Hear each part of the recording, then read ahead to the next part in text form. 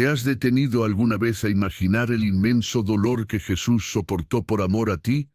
¿Qué tan profundas fueron las humillaciones, las torturas y el sufrimiento que enfrentó para darte salvación? Hoy te invito a un viaje profundamente conmovedor y desgarrador por las últimas horas de Jesús antes de la crucifixión.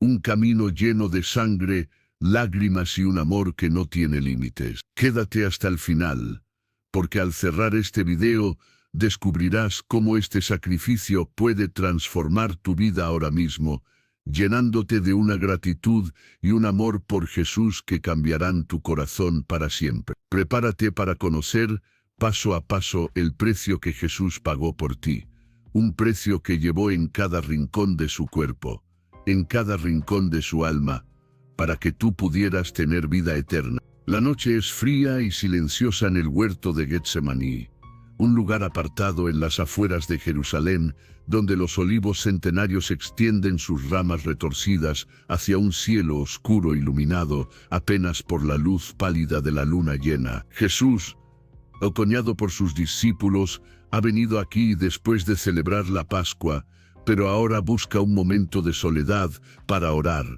Sabe lo que le espera: la traición, el sufrimiento, la cruz. El peso de lo que está por venir lo aplata como una roca inmensa sobre su corazón. Pide a Pedro, Santiago y Juan que lo acompañen y velen con él, pero ellos, agotados por la cena y el vino, caen en un sueño profundo, dejándolo solo en su agonía. Jesús se aleja unos pasos, se arrodilla en la tierra húmeda, rodeado por el aroma de las hojas de olivo y el sonido lejano de los grillos. Su corazón está turbado. Él, que es plenamente Dios y plenamente hombre, siente el temor humano ante el sufrimiento que se aproxima, pero también la carga espiritual de tomar sobre sí los pecados de toda la humanidad. Con el rostro inclinado hacia el suelo, ora con una intensidad que parece romper el silencio de la noche.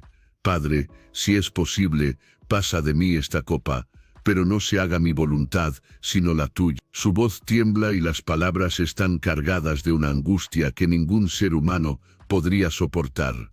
La presión es tan inmensa que su cuerpo reacciona de una manera que la medicina conoce como hematidrosis.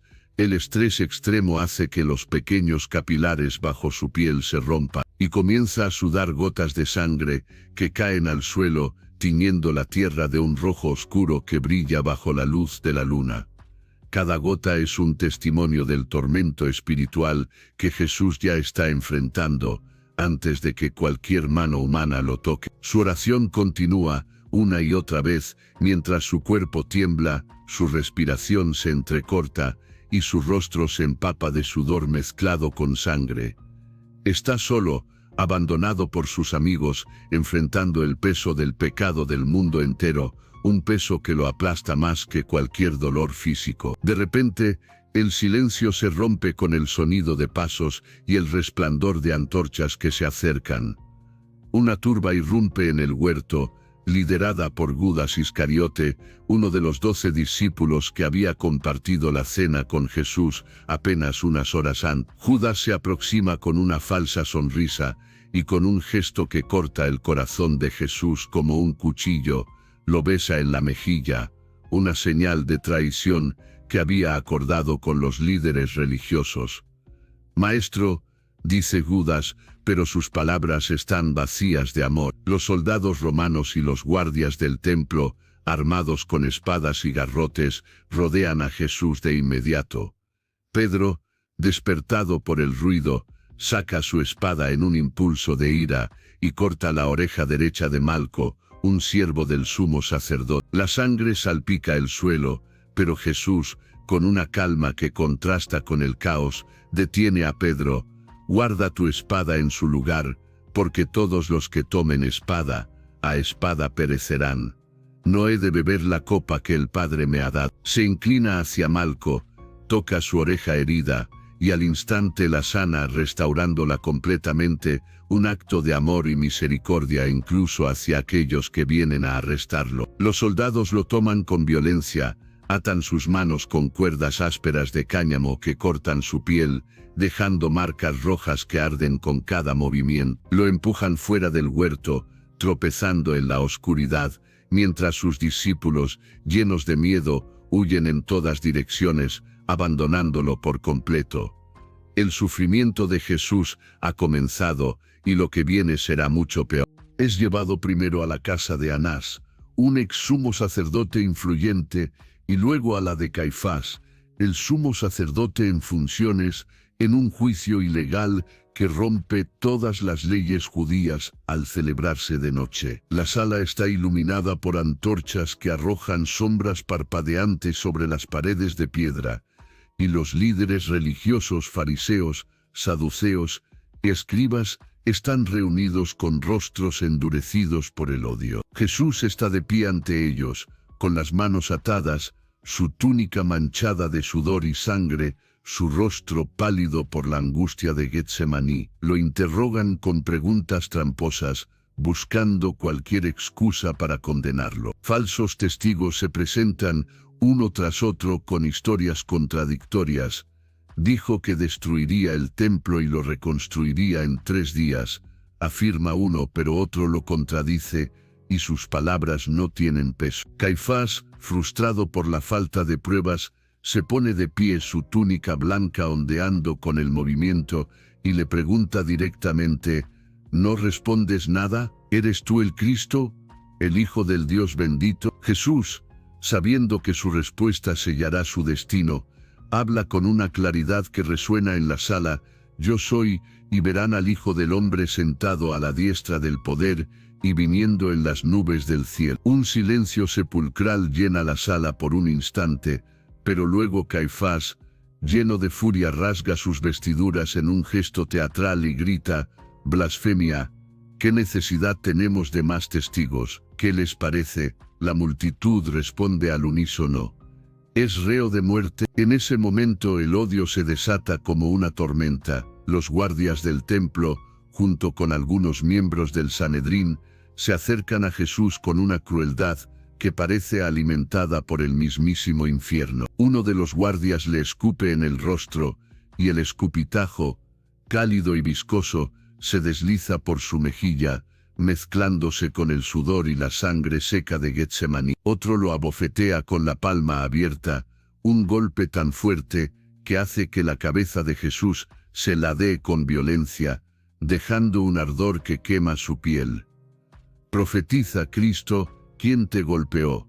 Se burlan, mientras le vendan los ojos con un trapo sucio y comienzan a golpearlo con los puños. Un tercer guardia agarra su barba con fuerza y arranca mechones enteros, dejando parches de piel en carne viva que sangran y arden con cada corriente de aire. La barba de Jesús, un símbolo de honra en la cultura judía, es destrozada, y su rostro comienza a hincharse por los golpes. Otro guardia lo empuja al suelo y mientras Jesús intenta levantarse, recibe una patada en las costillas que le corta la respiración, enviando un dolor agudo a través de su pecho. Los golpes continúan durante al menos 1 hora, un asalto interminable de puñetazos, bofetadas y patadas. Su rostro, una vez lleno de paz y amor, ahora está desfigurado.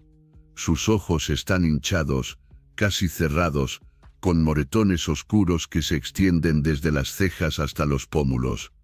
Su labio inferior está partido en 2 lugares, dejando un hilo de sangre que gotea constantemente hasta su túnica, y su nariz, probablemente rota por un puñetazo, sangra profusamente, dificultando su respiración. Cada movimiento que hace para mantenerse en pie o para protegerse provoca un nuevo estallido de dolor, pero Jesús no se queja, no maldice a sus agresores, no pide clemencia, permanece en silencio, soportando cada humillación, cada golpe, con una fortaleza que solo puede venir de su amor por la humanidad. La Biblia dice: entonces algunos comenzaron a escupirle, a cubrirle el rostro y a darle de puñetazos, mientras le decían: profetiza. Pero este sufrimiento físico es solo una sombra del dolor emocional que Jesús siente al ser rechazado por aquellos a quienes vino a salvar, al ser traicionado por Judas, abandonado por sus discípulos y odiado por los líderes de su propio pueblo. Cuando los primeros rayos del sol comienzan a asomarse en el horizonte, Jesús es llevado ante Poncio Pilato, el gobernador romano, porque los líderes judíos no tienen autoridad para ejecutar a nadie bajo la ocupación romana. El pretorio de Pilato, un edificio imponente de piedra, está rodeado por soldados romanos con armaduras brillantes y lanzas en mano. Jesús es arrastrado al interior, su cuerpo ya debilitado por la noche sin dormir, la pérdida de sangre y los golpes brutales que ha recibido. Su túnica está manchada de sangre y sudor, su rostro hinchado y ensangrentado, y cada paso que da es un esfuerzo sobrehumano para no colapsar. Pilato, un hombre endurecido por años de gobernar una provincia rebelde, lo observa con curiosidad y desprecio. ¿Eres tú el rey de los judíos?, pregunta, su voz cargada de escepticismo. Jesús, con una voz débil pero firme, responde, tú lo dices. Pilato lo interroga, pero no encuentra delito en él. No hallo ningún delito en este hombre, declara, intentando calmar a la multitud que se ha reunido afuera, incitada por los líderes religiosos. Pero la respuesta es un rugido ensordecedor.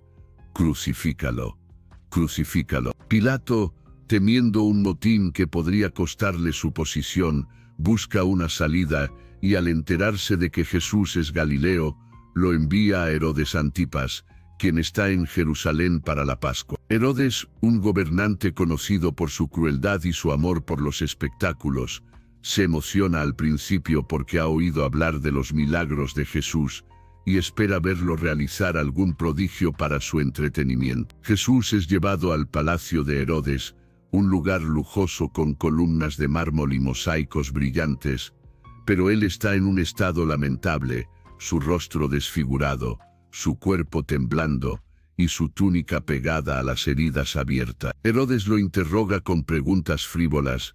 ¿Es verdad que haces milagros? Muéstrame uno. ¿Puedes convertir esta agua en vino o sanar a uno de mis sirvientes? Pero Jesús permanece en silencio, negándose a responder o a convertirse en un espectáculo para un hombre corrupto. Herodes, frustrado por el silencio de Jesús, pierde la paciencia y decide humillarlo. Ordena a sus soldados que traigan una túnica púrpura brillante, un color reservado para la realeza, y se la colocan sobre los hombros heridos de Jesús, riéndose mientras lo hace. Miren al rey de los judíos, se burlan mientras la túnica roza las heridas abiertas de su espalda, causando un dolor ardiente. Uno de los soldados, con una sonrisa cruel, encuentra ramas de un arbusto espinoso cercano y las trenza rápidamente en una corona improvisada. Las espinas, largas y afiladas como agujas, miden entre 2 y 3 centímetros, y el soldado las clava con fuerza en la cabeza de Jesús, presionando hasta que penetran su cuero cabelludo. La sangre comienza a brotar de inmediato, corriendo por su frente en hilos rojos, que se mezclan con el sudor y gotean hasta sus ojos, causando un ardor insoportable que lo obliga a parpadear constantemente. Otro soldado toma una caña y golpea la corona con fuerza, hundiendo las espinas aún más profundo, abriendo nuevas heridas que sangran profusamente. Cada golpe hace que Jesús se estremezca, su rostro se contrae de dolor, pero él no emite sonido alguno. Los soldados se turnan para golpearlo con la caña, riéndose mientras lo hacen. Salve, rey de los judíos. ¿Dónde está tu reino ahora? La corona se mueve con cada golpe, desgarrando la piel de su frente y sienes, y la sangre fluye sin parar, manchando la túnica púrpura y el suelo de mármol. Después de esta humillación, que dura al menos media hora, Herodes se cansa de su juego y envía a Jesús de vuelta a Pilato, sin encontrar delito pero sin querer asumir responsabilidad. La túnica púrpura, ahora empapada de sangre, se pega a las heridas de su espalda, y cada paso que Jesús da de regreso al pretorio es un tormento, con su cuerpo al borde del colapso por el dolor, la pérdida de sangre y la falta de descanso. Pilato, presionado por la multitud que sigue gritando, «Crucifícalo, crucifícalo», decide azotar a Jesús, pensando que este castigo extremo podría satisfacer a la turba y evitar la crucifixión. Ordena a los soldados romanos que lo lleven al patio interior del pretorio, un espacio abierto, rodeado de columnas, donde los castigos se ejecutan con brutal precisión. Jesús, apenas capaz de mantenerse en pie, es despojado de su túnica, que se ha pegado a las heridas de su espalda, y los soldados la arrancan con violencia, reabriendo las heridas coaguladas y causando un nuevo flujo de sangre que gotea hasta el suelo de piedra. Lo atan a un poste bajo, con los brazos extendidos y las muñecas sujetas con cuerdas que cortan su piel, dejando su espalda desnuda y vulnerable. El instrumento elegido para el castigo es un flagelo romano, una herramienta diseñada para infligir el máximo dolor. El flagelo tiene un mango corto y varias correas de cuero, cada una de unos 50 centímetros de largo, con bolas de plomo y fragmentos de hueso o metal afilado en los extremos, destinados a desgarrar la carne con cada golpe. 2 soldados entrenados para este tipo de tortura se colocan a ambos lados de Jesús, uno a la derecha y otro a la izquierda, para alternarse y maximizar el daño. El primer golpe cae con un sonido seco que resuena en el patio, y las correas se clavan en la espalda de Jesús, arrancando pedazos de piel y dejando profundas heridas que sangran al instante. Jesús se tensa, su cuerpo se contrae por el impacto, pero no grita. Su silencio es un testimonio de su fortaleza y su amor por la humanidad. El segundo golpe cae desde el otro lado, cruzando las heridas del primero, y las bolas de plomo golpean con tanta fuerza que magullan los músculos profundos, mientras los fragmentos de hueso desgarran la piel hasta exponer el tejido subcutáneo. La sangre comienza a correr por su espalda como pequeños ríos, formando un charco rojo oscuro en el suelo. El tercer golpe y luego el cuarto, cada uno más fuerte que el anterior, abren heridas que se extienden desde los hombros hasta la parte baja de la espalda. Los fragmentos de metal y hueso no solo desgarran la piel, sino que también alcanzan los músculos, tendones e incluso los huesos en algunos lugares, dejando la espalda de Jesús como una masa irreconocible de carne viva. La flagelación continúa durante al menos 15 minutos, con los soldados alternándose para no cansarse, y cada golpe provoca un nuevo estallido de dolor que recorre el cuerpo de Jesús como un relámpago. Los romanos no siempre seguían el límite judío de 39 golpes, pero incluso si se detuvieron en 39, el daño ya es devastador. Para cuando terminan, Jesús ha perdido una cantidad significativa de sangre, probablemente más de 1 litro, y su cuerpo tiembla de dolor y shock. Su espalda es una ruina, no queda piel intacta, los músculos están expuestos y las heridas sangran sin parar, goteando hasta el suelo y empapando su túnica que yace a un lado. Apenas puede mantenerse en pie cuando lo desatan, y su respiración es entrecortada, cada inhalación una agonía mientras el aire roza las heridas. Los soldados, sin un ápice de compasión, le quitan la túnica púrpura que se ha adherido a las heridas, arrancándola con fuerza y reabriendo las heridas coaguladas, lo que provoca un nuevo flujo de sangre y un dolor tan intenso que Jesús casi pierde el conocimiento. Le colocan su propia túnica, pero el tejido áspero de lana roza las heridas abiertas, causando un tormento constante con cada movimiento. Pilato lo presenta a la multitud, esperando que este castigo brutal sea suficiente para calmarlos. «He aquí el hombre», dice, mostrando a Jesús ensangrentado, desfigurado, con el rostro hinchado, la corona de espinas aún sangrando, y la espalda destrozada. Pero la multitud, cegada por el odio, grita aún más fuerte: «Crucifícalo». Algunos incluso se burlan: «No es un rey, es un criminal. ¡Que muera!». Pilato finalmente lava sus manos en un gesto de falsa inocencia y entrega a Jesús para ser crucificado, condenándolo a la muerte más cruel conocida en el mundo romano. Los soldados romanos lo llevan de vuelta al patio del pretorio, para prepararlo para la crucifixión. Le colocan el patíbulo de la cruz, un madero horizontal que pesa alrededor de 50 kilos, sobre sus hombros heridos. La madera áspera, llena de astillas, se clava en las heridas abiertas de su espalda y cada movimiento provoca un dolor ardiente que recorre su cuerpo. La corona de espinas sigue sangrando, con hilos de sangre que corren por su rostro y le nublan la vista, mientras el sudor y la sangre se mezclan, causando un ardor constante en sus ojos. Jesús comienza a caminar hacia el Gólgota, el lugar de la ejecución, un trayecto de aproximadamente 600 metros desde el pretorio hasta una colina fuera de la ciudad. Pero su cuerpo está al borde del colapso, no ha dormido en más de 24 horas, ha perdido una cantidad masiva de sangre, y las heridas de la flagelación lo han dejado en un estado de shock. Cada paso es una tortura, sus piernas tiemblan bajo el peso del madero, y la multitud que lo rodea no muestra piedad. Algunos gritan insultos: «Si eres el rey de los judíos, sálvate a ti mismo». Otros, que apenas unos días antes lo habían aclamado con ramas de palma gritando «Hosana», ahora se burlan y escupen en su dirección, mientras su sangre gotea en el camino polvoriento. Los soldados lo empujan con varas de madera, golpeándolo en las piernas y la espalda cuando se detiene para recuperar el aliento, y cada golpe provoca un nuevo estallido de dolor que lo hace tambalearse.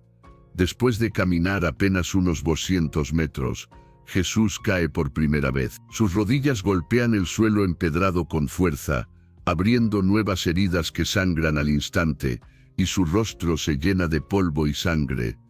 El madero cae sobre su espalda, aplastando las heridas abiertas y causando un dolor tan intenso que su visión se nubla por un momento. Los soldados impacientes lo levantan con violencia, tirando de sus brazos atados y golpeándolo con las varas para que siga caminando.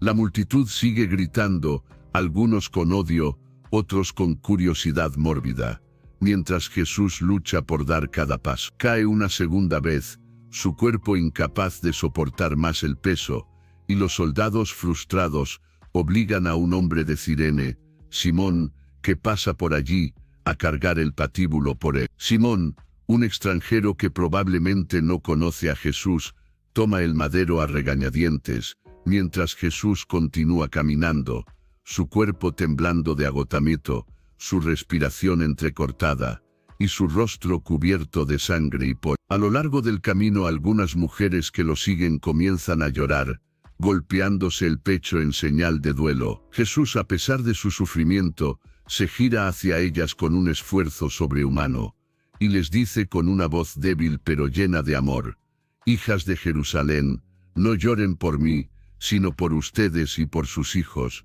porque vendrán días en que dirán, dichosas las estériles». Incluso en medio de su agonía, Jesús piensa en los demás, mostrando un amor que trasciende el dolor. Finalmente, después de un trayecto que parece eterno, llegan al Gólgota, conocido como el lugar de la calavera, una colina rocosa fuera de las murallas de Jerusalén, donde los romanos ejecutan a los criminales para que todos puedan ver.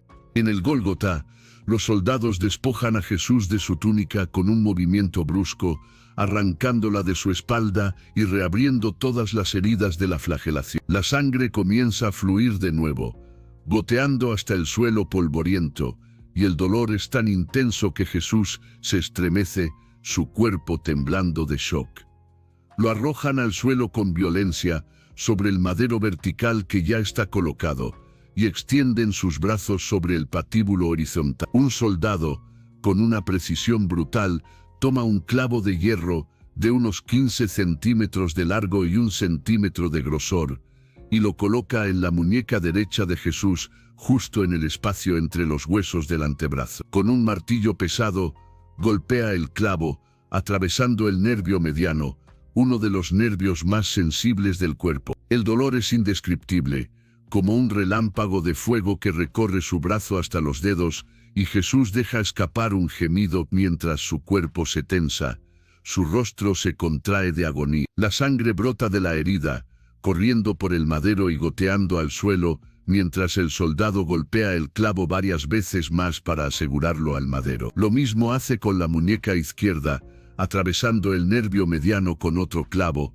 y el dolor se duplica, enviando oleadas de tormento a través de su cuerpo. Luego, cruzan sus pies, colocando uno sobre el otro, y clavan un tercer clavo a través de ambos, rompiendo los huesos del tarso y el metatarso con un crujido que resuena en el aire. La sangre fluye de las heridas, manchando el madero y el suelo, y cada movimiento de sus pies provoca un dolor insoportable que irradia por sus piernas. Los soldados levantan la cruz con cuerdas y la colocan en un agujero en el suelo, y el peso de su cuerpo colgando de los clavos hace que cada respiración sea una tortura. Para inhalar, Jesús debe empujarse hacia arriba con sus pies heridos, lo que provoca un dolor agudo en las heridas de los clavos, mientras el peso tira de las heridas de sus muñecas, desgarrando aún más el tejido. Al exhalar, su cuerpo se hunde y el ciclo de dolor comienza de nuevo, una y otra vez. La crucifixión está diseñada para prolongar el sufrimiento,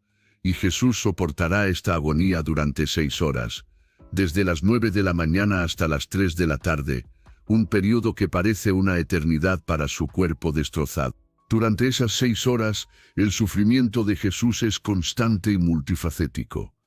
Físicamente, su cuerpo está al límite, la flagelación ha destruido su espalda, dejando los músculos expuestos y causando una pérdida de sangre, que lo ha dejado en un estado de shock hipovolémico. La corona de espinas sigue sangrando, con la sangre corriendo por su rostro y nublándole la vista. Los clavos en sus muñecas y pies han dañado los nervios principales, enviando descargas de dolor con cada movimiento, y la posición de la crucifixión hace que su diafragma se comprima, dificultando la respiración y causando una asfixia lenta y agonizante. La deshidratación, agravada por la pérdida de sangre y las horas bajo el sol abrasador, hace que su lengua se pegue al paladar y su garganta arda con cada intento de tragar. Emocionalmente, Jesús enfrenta humillaciones continuas. La multitud que pasa por el Gólgota se burla de él sin piedad, gritando: «Salvó a otros, pero no puede salvarse a sí mismo. Si eres el rey de los judíos, baja de la cruz». Los líderes religiosos, vestidos con sus túnicas blancas, se ríen desde abajo. Confió en Dios que lo libre ahora si lo ama. Incluso los soldados romanos, que han visto innumerables ejecuciones, se unen a las burlas, ofreciendo a Jesús vinagre en una esponja cuando él dice: «Tengo sed», un gesto cruel que solo aumenta su sufrimiento. Los ladrones crucificados a su lado, uno a la derecha y otro a la izquierda, también lo insultan al principio diciendo: «Si eres el Cristo, sálvate a ti mismo y a nosotros». Pero uno de ellos, tocado por el amor y la paciencia de Jesús incluso en su agonía, se arrepiente y dice con voz temblorosa: «¿No temes tú a Dios, estando en la misma condenación? Nosotros en verdad recibimos lo que merecen nuestros hechos, pero este ningún mal hizo». Luego, mirando a Jesús, suplica: «Jesús, acuérdate de mí cuando vengas en tu reino». Jesús, a pesar de su sufrimiento, responde con una voz apenas audible pero llena de amor: «De cierto te digo que hoy estarás conmigo en el paraíso». Lucas. Este acto de misericordia, incluso en medio de su tormento, muestra la profundidad del amor de Jesús, un amor que no se apaga ni siquiera en el dolor más extremo. Espiritualmente, Jesús enfrenta el sufrimiento más grande de todos. A las 3 de la tarde, después de 6 horas de agonía, un grito desgarrador sale de su boca: «Elí, Elí, lama sabactani», que significa: Dios mío, ¿por qué me has abandonado?». Mateo. En ese momento, Jesús experimenta el abandono total de su Padre, algo que nunca había sentido en toda la eternidad. Como el Cordero de Dios, está cargando los pecados de toda la humanidad. Tu pecado, mi pecado, el pecado del mundo entero, y la santidad de Dios no puede soportar el pecado. por lo que Jesús enfrenta la separación de su Padre por primera vez. Este dolor espiritual es más grande que cualquier tortura física, un vacío que rompe su corazón mientras cuelga de la cruz. Su cuerpo al borde de la muerte está cubierto de sangre. Las heridas de la flagelación han sangrado durante horas. Las heridas de la corona de espinas han empapado su rostro, y los clavos han causado hemorragias constantes en sus muñecas y pies. La pérdida total de sangre probablemente supera los 2 litros, un volumen que lo ha dejado al borde de la insuficiencia cardíaca. Su corazón, debilitado por el shock, la deshidratación y el esfuerzo de respirar, comienza a fallar. Con las pocas fuerzas que le quedan, Jesús dice: «Tengo sed», un grito de necesidad física, pero también un cumplimiento de las Escrituras. Le ofrecen vinagre en una esponja, que él prueba apenas, y luego con un esfuerzo final clama: «Consumado es». Su obra de redención está completa. El precio por el pecado ha sido pagado. Finalmente, con un último suspiro, dice: «Padre, en tus manos encomiendo mi espíritu». En ese instante la tierra tiembla con violencia, las rocas se parten, y el velo del templo en Jerusalén se rasga de arriba abajo, un signo de que el acceso a Dios ahora está abierto para todo. Un centurión romano que ha presenciado todo, murmura asombrado: «Verdaderamente este hombre era hijo de Dios». El sufrimiento de Jesús fue inmenso, un sacrificio que abarcó cada aspecto de su ser. Físicamente, soportó torturas brutales. En Getsemaní sudó sangre por la angustia. En el juicio fue abofeteado, escupido y golpeado durante más de 1 hora, dejando su rostro desfigurado y sangrante. En el palacio de Herodes le clavaron una corona de espinas que perforó su cuero cabelludo, causando hemorragias constantes y un dolor ardiente en el pretorio. Fue flagelado con un látigo romano durante al menos, recibiendo hasta 39 golpes que desgarraron su espalda hasta los músculos y los huesos, perdiendo más de 1 litro de sangre y dejándolo al borde del colapso. En el camino al Gólgota, cargó un madero de 50, cayendo varias veces y abriendo nuevas heridas en sus rodillas, y en la cruz, los clavos atravesaron sus muñecas y pies, rompiendo nervios y huesos mientras colgaba durante 6 horas, luchando por cada respiración en una agonía que culminó en insuficiencia cardíaca. Emocionalmente enfrentó humillaciones constantes. Fue traicionado por Judas con un beso, abandonado por sus discípulos, rechazado por su pueblo, escupido, abofeteado y burlado por la multitud. Los líderes religiosos, los soldados e incluso los criminales a su lado. Espiritualmente, cargó el peso de nuestros pecados, enfrentando el abandono de su Padre, un dolor que ningún ser humano puede comprender. Todo esto lo soportó por amor, para que tú y yo pudiéramos ser libres del pecado y tener vida eterna. La Biblia dice: «Mas él fue herido por nuestras rebeliones, molido por nuestros pecados, el castigo de nuestra paz fue sobre él, y por su llaga fuimos nosotros sanados». Isaías 53:5. Este sacrificio no es solo una historia del pasado, tiene poder para transformar tu vida ahora mismo. ¿Qué estás cargando que Jesús ya llevó por ti en la cruz? Tal vez sea la culpa de un error que no puedes perdonarte, el dolor de una pérdida que te ha quebrantado, o el peso de una vida que parece sin esperanza. Jesús cargó todo eso para que no tengas que hacerlo tú. Te invito a que hagas una pausa ahora mismo, donde sea que estés, y ores esta oración sencilla. Jesús, gracias por tu sacrificio. Te entrego mi dolor, mi culpa, mi pecado. Llena mi vida con tu paz y tu amor. Si esta oración resuena contigo, si este video ha tocado tu corazón y te ha llenado de gratitud por lo que Jesús hizo por ti, entonces te pido que hagas 3 cosas.